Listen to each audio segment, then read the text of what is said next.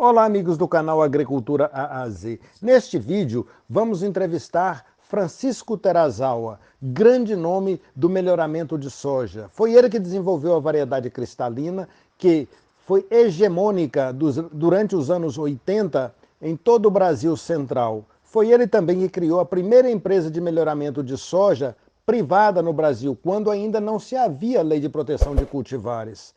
Antes, porém, de irmos ao vídeo, clique em gostei, compartilhe com outros possíveis interessados e não se esqueça, inscreva-se no canal.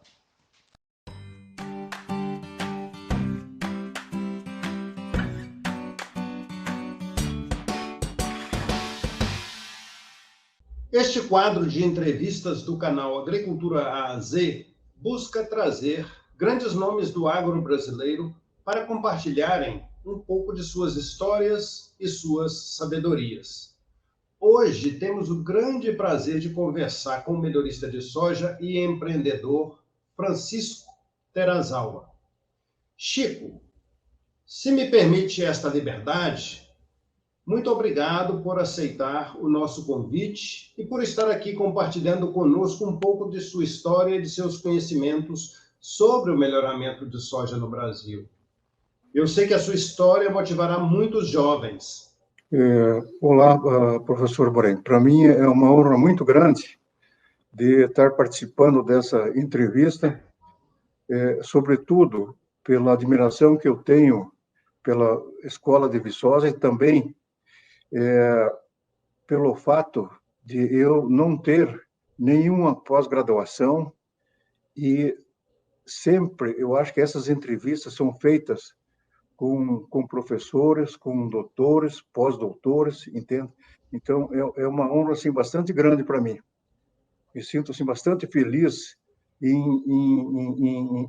se me permite chamar de você, de ter me feito esse convite. E eu gosto quando me chamam de Chico. Eu acho um nome, assim, bem carinhoso, sabe? Tá ótimo, obrigado. Mas para nós que estamos na academia, na indústria, você é um ícone do agro para todos nós, Chico. Então, é um prazer tê-lo aqui conosco. Para começar, eu queria lhe pedir que comentasse um pouco Vou repetir. Para começar, eu gostaria que você comentasse um pouco sobre a sua infância e juventude. Quem foi o Chico? Sim. Bem, como acho que vocês têm conhecimento, eu sou filho de imigrante japonês e meus avós maternos são alemães. Era assim uma mistura de raça bastante difícil de acontecer na época, mas ocorreu, vamos dizer, com os meus pais. E desde a infância eu sempre vivi em chácara até a juventude, até ir para a universidade.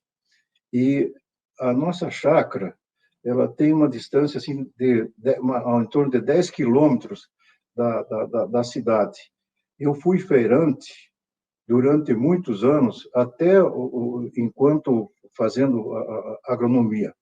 E o trabalho da chácara era feito todo manualmente, uma chácara pequena, e os produtos que a gente conseguia, tanto na parte agrícola, de hortaliças, frutas, alguma coisa de leite, eu transportava até a feira livre da cidade, com carroça. Esse deslocamento, ele levava assim em torno de 2 horas para fazer os 10 quilômetros. Eu tinha que sair às 4 horas da manhã para chegar às 6 horas na feira, onde começava o movimento. E todo o trabalho de preparação de solo era feito com tração animal. Começamos. Depois, mais tarde, se passou, vamos dizer assim, a fazer mecanizado, não? Então, essa foi a minha infância, a vivência sempre, vamos dizer, em chácara e trabalhando com hortaliça, com frutas e com gado leiteiro. E onde você fez o curso de agronomia? O curso de agronomia eu fiz na Universidade Federal do Paraná, que era a única escola de agronomia aqui do estado. Então, na época, vinham os estudantes de Santa Catarina, que não tinha nenhuma escola de agronomia, né? E na época já se falava que era a profissão do futuro.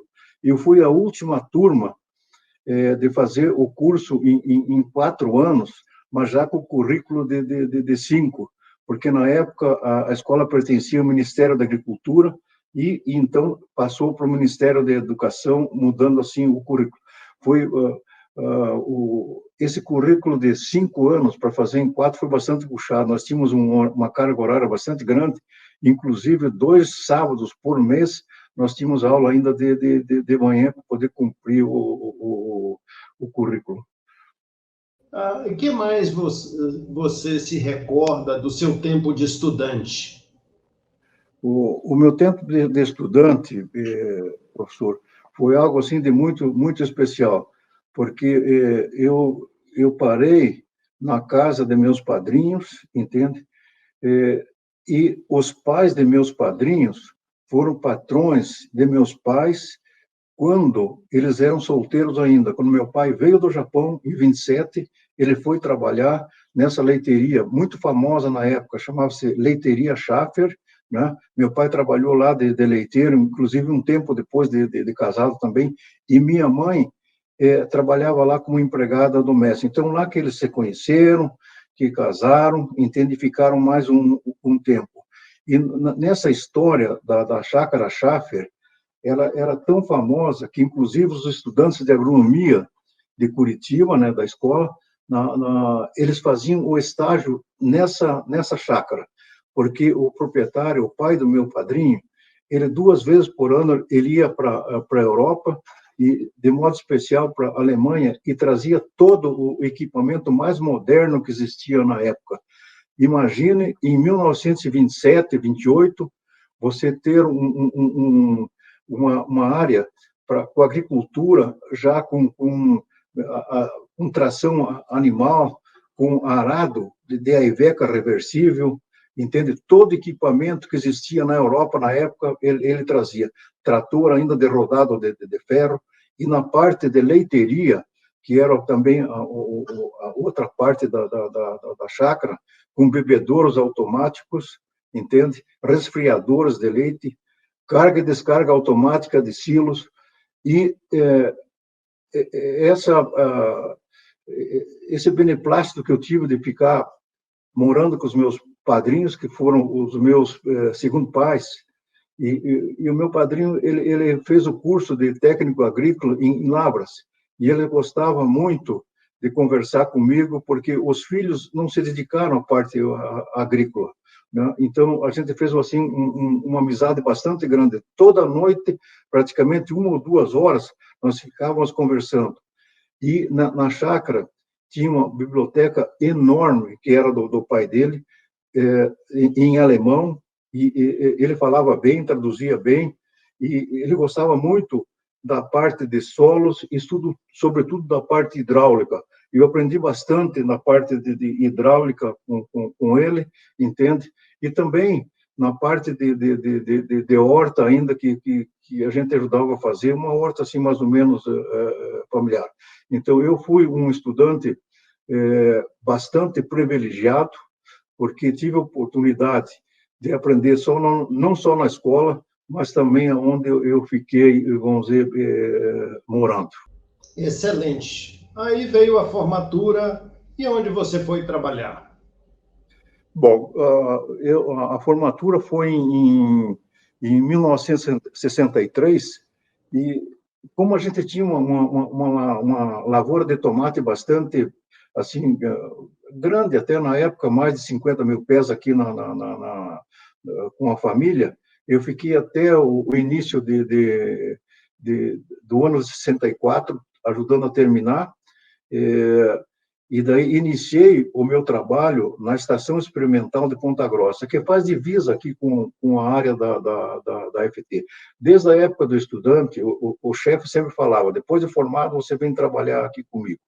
E na época, na década de 60, os empregos que existiam eram na área federal e estadual, não como agora, que tem uma série de outras empresas, fazendas, era só emprego ou federal ou estadual. E foi onde eu iniciei essa estação experimental pertencia ao IPES. O IPES era o Instituto de Pesquisa e Experimentação Agropecuária do Sul, e tinha uma atuação com sede em Pelotas, e a atuação dele era no estado do Rio Grande, Santa Catarina e também aqui no Paraná. Quando eu entrei, sempre o calouro, eu acho que assim, uma coisa mais ou menos normal, que vai trabalhar, eles dão aquilo que de só menos importância. E essa é a razão de eles terem me colocado na soja. Eles me deram o cultivo da soja, eram mais ou menos umas 10 variedades que existiam na época, e também alguns experimentos de fertilidade. Alguns, acho que até era assim meio trote, porque a parte de soja, eu tinha mais ou menos 10 variedades, sabe? Na época, Ogden, Rio, Arosoy, Arcsoy, etc. Materiais que produziam em torno de 1.200 quilos, materiais baixos para latitudes, vamos dizer, maiores. E também esse ensaio de fertilidade, um deles era o estudo residual do sambaqui inteiro, não? Esse ensaio já tinha 32 anos e estava se esperando o efeito residual. Eu tenho a impressão que agora já completou assim 90 anos e eles devem estar continuando esperando o efeito residual, e ele está mais ou menos da maneira como foi colocado há 90 anos atrás. Eu tenho a impressão que era assim um trote. Esse tempo da estação, o comando da pesquisa de soja era feito pela sede. E eu chamo de patrão aquele que foi o meu coordenador, um grande pesquisador, Francisco de Jesus Vernetti, me ajudou bastante com o cultivo, porque eu, na escola de agronomia, eu não tive a cadeira soja. O Paraná não plantava nada de soja, não tinha a mínima importância, entende? Aqui, todo o norte do estado era coberto com café na época, e então a soja era um cultivo assim de só menos importância, né? Eu fiquei com essa cultura, né? E o Instituto, em 1968, ele foi desmembrado e foi criado o IPAME.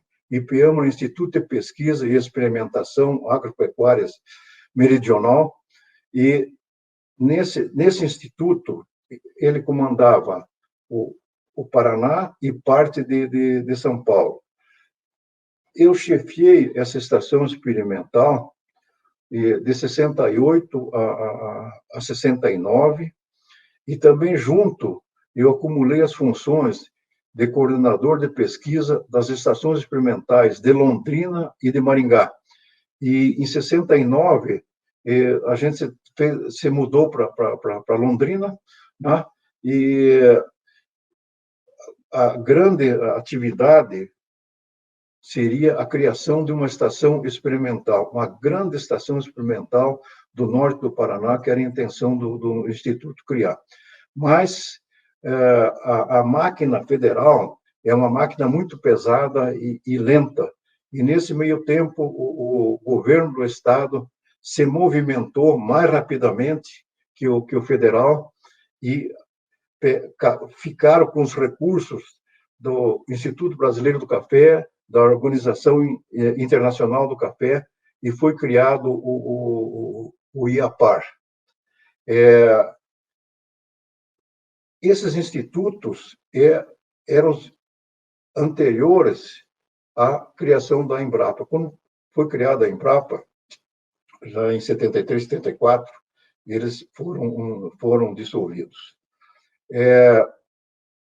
Quando entrei no serviço público, eu já tinha mais ou menos uma ideia de que eu não ficaria assim muito tempo, né?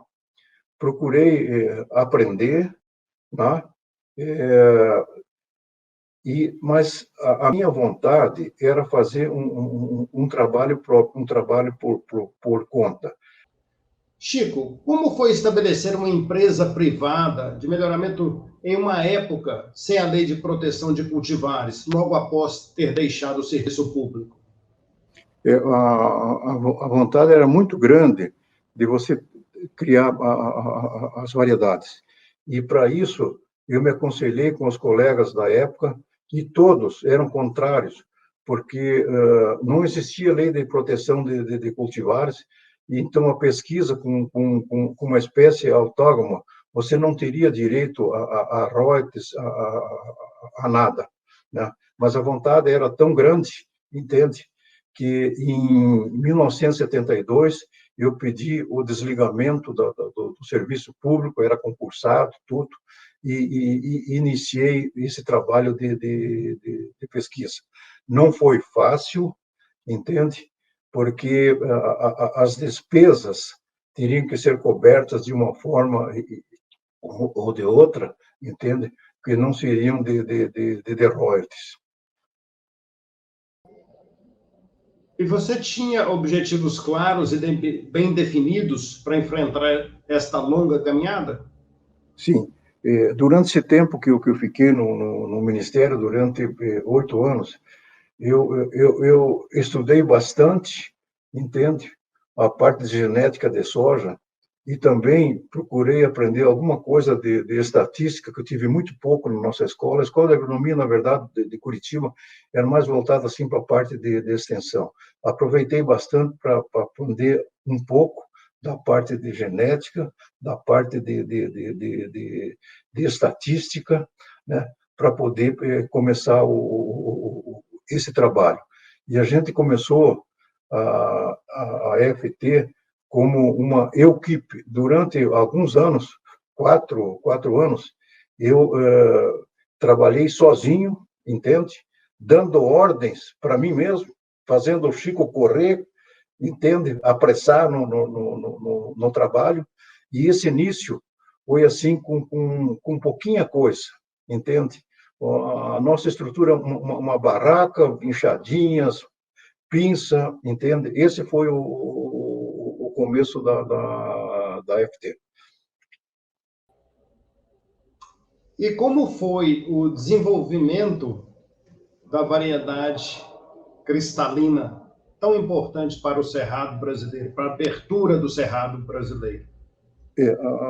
A cristalina foi uma seleção que a gente encontrou no meio de uma variedade que foi desenvolvida aí por vocês, o FV1.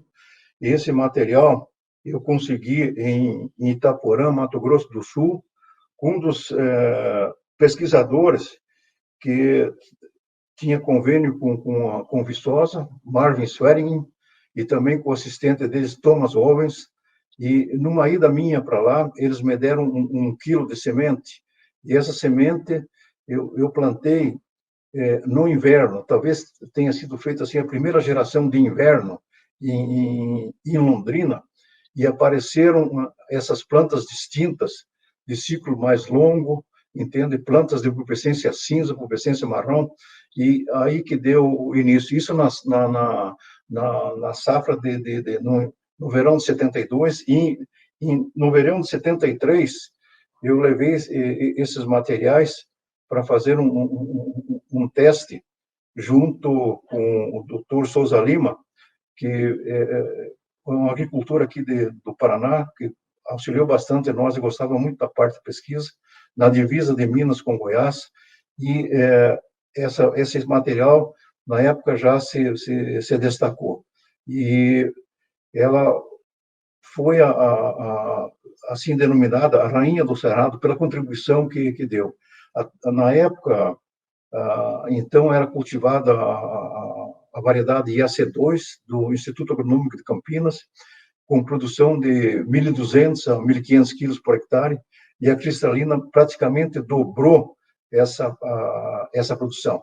Era uma variedade assim de uma estabilidade fora do comum, né? Foi plantada em todo o Cerrado brasileiro, viabilizou o cultivo economicamente no Cerrado, né? E ela foi superior ao tratamento que os gaúchos deram a ela. Você imagine, na época, os tratores CBT, as semeadeiras EGAN, o terreno não existia plantio direto, os terrenos bastante ondulados, e os tratoristas não tocando a 3, 5 km por hora, tocando a 12, 15 km por hora, essa plantadeira com mangueira, né? E de vez em quando ficava essa mangueira retorcida, não caía uma semente, depois caía um punhado. Muitas vezes eu perguntei para os agricultores com quantas plantas você tá fazendo o plantio. Umas 20, 40. Isso tudo ela suportou, sempre dando um rendimento bastante alto. É a variedade que mais contribuiu para o desenvolvimento da soja no Cerrado até os dias atuais. Certamente, eu ainda me lembro dessa variedade cristalina e o sucesso que ela fazia com todos os produtores. Outra coisa, como era motivar uma equipe de pesquisadores e melhoristas num ambiente em que a maioria das outras entidades eram públicas, como a Embrapa, universidades, institutos de pesquisa? Quando nós iniciamos, nós tínhamos alguns objetivos assim bem fortes. O primeiro seria a criação de variedades mais produtivas, bastante estáveis e com resistência às doenças, de modo que viessem não prejudicar, que viessem a beneficiar os agricultores. E nós também somos agricultores, e esse fato de nós sermos agricultores nos ajudou bastante, vamos dizer, no desenvolvimento e também nesses objetivos. O segundo objetivo era, assim, bastante ousado, era iniciar na parte agrícola, na parte de pesquisa, técnicos que futuramente viessem a ser líderes em algum trabalho no país ou fora do país. E nesse aspecto, eu posso, assim, citar alguns nomes que hoje são destaque nas áreas de pesquisa e também em áreas diversas. Eu tenho a liberdade de mencionar, primeiro, os meus filhos, Francisco Júnior, segundo, o Maurício, que hoje comanda a FT. Tem, dentro dessa turma, Marcos Kamikolka, que foi o primeiro agrônomo da FT, né? Depois nós temos o Geraldo Berger, tem Edelcalto Daros, Stefano Paluzzi Filho, Pedro Moreira, o Maurício Conrado Meyer, que está hoje na Embrapa, também Mauro Cuculoto. A ousadia era tal que eu queria montar uma escola de líderes. O terceiro objetivo era não só a soja, mas também fazer a rotação de cultivos para melhorar a parte de matéria orgânica tão necessária, vamos dizer, para o cultivo dessa espécie, né? E nós conseguimos, no Banco Mundial dos Estados Unidos, a coleção que nem existia no Brasil ainda, de aveia, com 6.000 entradas. Foram plantadas aqui em Ponta Grossa, e quando nós colhemos, nós destinamos também uma parte para a coleção da Embrapa. Realmente, suas contribuições não foram só para a sojicultura, mas outras espécies agronômicas e também na formação de líderes que continuam brilhando hoje no nosso agro. Mas eu fico imaginando a condução dos experimentos daquela época. Como que você preparava as linhagens para os ensaios?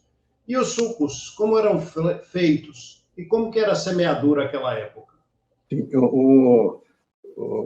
a preparação dos ensaios nós fazíamos no fundo da casa, a família que ajudava na preparação. A abertura de suco dos ensaios era feito tudo com enxadinha, né? Primeiro marcado, as distâncias entre linhas, comprimento, tudo, né? E a semeadura era feita manualmente pelos diaristas, e era bastante difícil para fazer o atendimento, né? porque os diaristas, alguns responsáveis, outros não, nem tanto, e a gente tinha, assim, surpresas depois da emergência. Tinha linhas que não tinham 5 metros de semeadura. A semente já terminava no 2,5 metros, 3 metros, 4 metros. Tinha outras linhas que ficavam no final da linha, um feixe de plantas. Ele colocava uma densidade pequena e ficava no fim. Você imagine o coeficiente de variação de um ensaio desse com esse tratamento. Então, foi assim uma coisa bastante difícil antes de entrar a parte mecanizada. Mas, mesmo assim, nós usamos um número alto de repetições para poder ter ensaios assim, mais ou menos com coeficientes de variações válidos para ter a certeza que o material era assim superior. Eu também peguei uma fase da minha época de melhoramento de plantas com esse plantio manual e realmente era um desafio. E a trilha das parcelas experimentais? Como é? Bom, como nós não tínhamos equipamento, todas as parcelas experimentais eram colhidas planta por planta manualmente. E desde essa época, desde a primeira colheita, nós sempre tentamos observar o sistema radicular. Então, as parcelas eram colhidas, colocadas dentro de uma sacaria de café, na época, de modo que as raízes ficassem para fora e a gente poder assim, dar uma analisada, uma visualizada desse sistema de raiz. Eu me lembro que uma das visitas que o Dr. Edgar Hartwig fez, e sempre que esses pesquisadores americanos vieram ao Brasil, eles visitaram a FT, porque era a primeira empresa, então era uma surpresa para eles de ter uma empresa trabalhando com soja sem a lei de proteção de cultivares, né? E eles ficaram bastante admirados, o Dr. Hartwig, o Dr. Kirk Hatton, eles nunca tinham visto assim uma quantidade de parcelas com as raízes do lado de fora da sacaria para você poder analisar. As outras empresas cortavam e olhavam sempre a parte foliar, e a parte radicular passava desapercebida. A FET sempre se caracterizou por olhar bastante o sistema radicular e ter as variedades com essa parte bastante forte, bastante sadia, entende? E para superar essas variações as variações de clima, né? A trilha dessas parcelas nós tínhamos no campo uma mesa, entende? Então essas parcelas colocadas dentro da sacaria e não existia a trilhadeira e era trilhada a 20 ppm, né? O pessoal não sabia o que era ppm. ppm é paulada por minuto. Então, você dava 20 pauladas na sacaria para poder fazer a trilha e depois peneira, essa coisa toda e isso aqui. Quer dizer, era um trabalho assim, meio de tupiniquim, mas assim que foram criadas as primeiras variedades. Desta forma, muitas variedades de sucesso.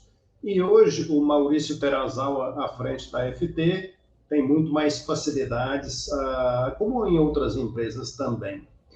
E como eram feitas as avaliações finais dos ensaios para recomendação oficial e assim ter direito a financiamento com o seguro? As avaliações finais eram comandadas pela Embrapa e também pelas empresas estaduais. E você tinha um número limitado de entradas, né? Nós tínhamos um número muito pequeno de entradas e não conseguia um número maior, porque era uma decisão da Embrapa ou da empresa estadual. Isso aí limitava o nosso trabalho, porque nós fomos talvez os primeiros a trabalhar com SSD ou SPD, aqui no sul do país. Então, o nosso trabalho não era um trabalho romântico de criação de variedades, e sim a gente queria ser bastante prático e ter como uma indústria de variedades. Isso aí fazia com que nós fosse aumentando o nosso estoque de linhagens já com resultados suficientes para ser indicados como variedades de cultivo. E se não tivesse essa indicação oficial, essas variedades não tinham o seguro, nem financiamento e nem seguro agrícola. Então, era uma coisa na qual você dependia. Para você ter uma ideia, em São Paulo, eu fiquei, durante 5 anos, me mendigando para entrar, e o IAC não cedia. Né? Depois de 5 anos, eles me deram 2 vagas para fazer o trabalho. E também, durante a época de testes, em que estava a FT em Londrina, isso é anterior a 81, que daí nós mudamos voltamos a Ponta Grossa, que é a nossa terra natal, também nós tínhamos o número limitados, né? E inclusive, algum colega chegou a falar que o trabalho de pesquisa com soja era uma atividade única do governo federal e do governo estadual, e que, particular, não podia fazer esse trabalho. Uma das vezes, quando nós já estávamos com as variedades saindo, foi-me pedido um certificado de melhorista, e se não tivesse certificado de melhorista, nós não teríamos mais vaga nos ensaios finais. Eu tive que me deslocar a Brasília. Na época, o ministro da Educação era o Alisson Palinelli, né, o futuro Nobel da Paz, né, e ele não concordou com a ideia, entende? E, na verdade, não existia esse certificado de melhorista. Era uma maneira de tirar você das avaliações finais. As empresas estatais, elas dominavam o trabalho. Então, a conclusão que a gente chega é quando você é pioneiro, você tem os seus baques, sabe? Certamente foram muitas dificuldades técnicas, econômicas e burocráticas que a FT enfrentou.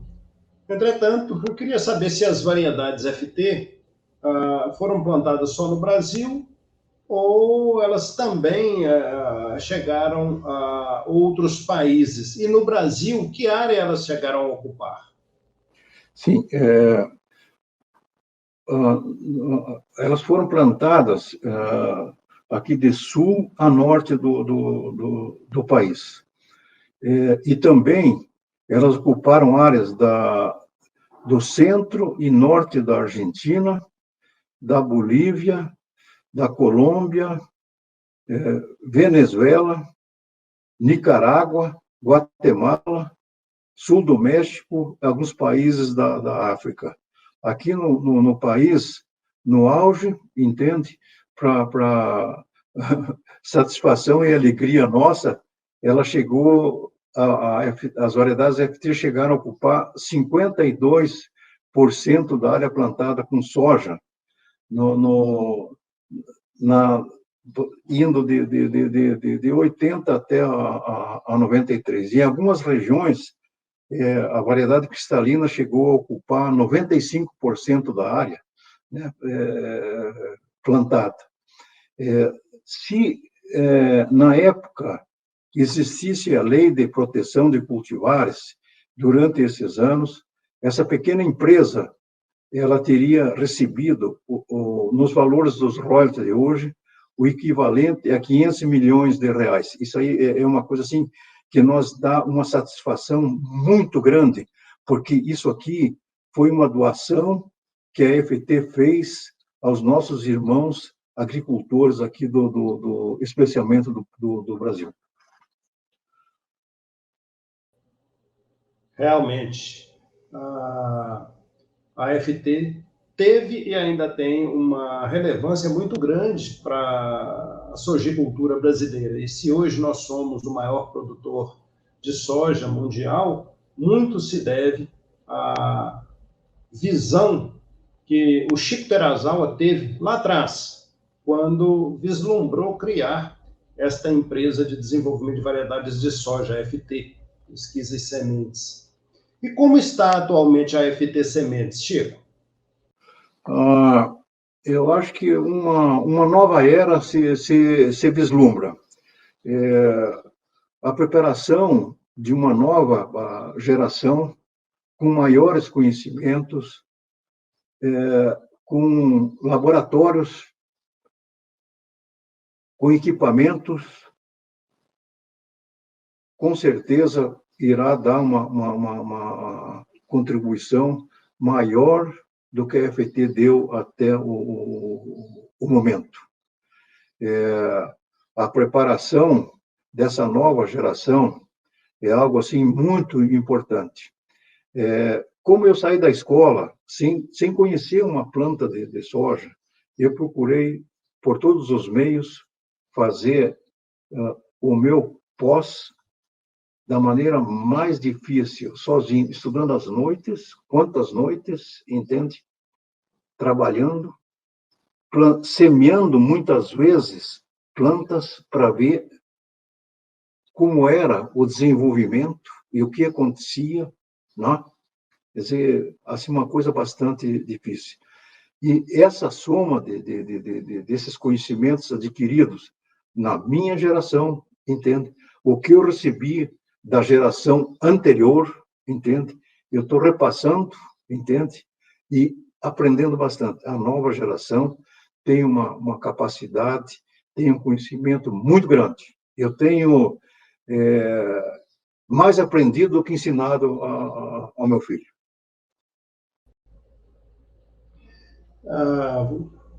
Você deve imaginar que eu sou o seu fã número 1. Eu tenho um grande apreço pelo trabalho que você fez. Eu estava no campo naqueles anos 80, 90 e realmente fui testemunha das contribuições da FT, do seu ímpeto visionário, e hoje nós só podemos agradecer. Você poderia estar aposentado e apenas curtindo a vida, mas sabemos que não é isso. Quais são os seus projetos atuais e para os próximos anos? Eu poderia estar aposentado se eu continuasse no Ministério da Agricultura há 25 anos. Não foi muito fácil para mim, entende? Se decidir, você deixar de fazer um mestrado, um doutorado, entende? E continuar na atividade. Eu me declinei no pós-graduação para continuar, vamos dizer, dessa forma. E essa falta de conhecimento me fez uma falta assim bastante grande, né? Mas eu não podia seguir nos dois caminhos ao mesmo tempo. E quem ficou satisfeito com isso foi o que estava colocado em segundo lugar para fazer os mestrados, Irineu Baís, lá de Santa Catarina.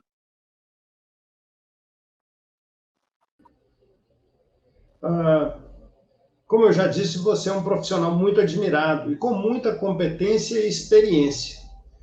Eu gostaria que você deixasse uma mensagem final para aqueles que te ouvem, especialmente para os jovens que ainda estão no início de suas carreiras e têm muito a contribuir pela frente. A mensagem que eu gostaria de deixar para os jovens, para os estudantes, é que cada um de vocês, com certeza, tem muito mais capacidade do que eu, entende? Porque a gente começou pequeno, não? E agora o que precisa é ter uma dedicação bastante grande. Você deve se dedicar, você deve perseverar, e uma vez decidido, você tem que dar continuidade ao teu projeto. Eu escutei muitas vezes de colegas que falavam que iam começar um trabalho de melhoramento de soja. Por que eles iam começar esse trabalho de melhoramento de soja? Até o Chico faz, por que nós não podemos fazer? E é verdade, todos podem fazer, e tem uma série de atividades. O país é maravilhoso, tem oportunidades aos mil. Agora, o que precisa é a dedicação. Isso aí sim, porque as coisas não caem graciosamente, né? Então, a dedicação, trabalho e trabalho. É aquilo que vocês, mestres, fazem com os alunos. Obrigado. Eu espero que, pelo menos, o Maurício lhe conceda algumas férias para você ainda continuar fazendo aquilo que gosta fora da atividade profissional também, que eu sei que é pescar. É verdade. Eu sempre gostei de pescar e, inclusive, quando eu iniciei o trabalho aqui na Estação Experimental, a gente não tinha recurso para diárias, não podia parar em hotel. Eu levava os funcionários na Rural Velha e sempre, em beiras de rodovias, tinha os rios e a gente ficava acampado à noite embaixo das pontes, aproveitando pescar para ter um peixinho para comer no dia seguinte. Muito bom, muito bom. Chico, foi um grande prazer ter conversado contigo e eu tenho certeza que esta nossa conversa será muito inspiradora para esta nova geração que está vindo. Muito obrigado. Eu que agradeço essa oportunidade. Eu estou assim, bastante feliz de ter podido bater esse papo contigo. Qual a sua opinião sobre o assunto deste vídeo? A sua opinião é muito importante para nós. Não se esqueça de deixar o like, pois isso nos ajuda muito no nosso trabalho e mostra para o YouTube que você gostou. Assim o YouTube vai estar te notificando de novos vídeos. Outra maneira de você não perder novos vídeos é clicando no botão inscreva-se e também no sininho ativando todas as notificações. Eu lhe convido a nos acompanhar nas nossas redes sociais que estão aparecendo aí na tela. Aproveite e deixe também a sua sugestão de novos vídeos. Escolha agora um desses vídeos do canal Agricultura A a Z que estão aparecendo aí na sua tela. Muito obrigado por assistir até aqui e não se esqueça, vídeos novos todas terças e quintas às 18 horas e domingo às 12 horas.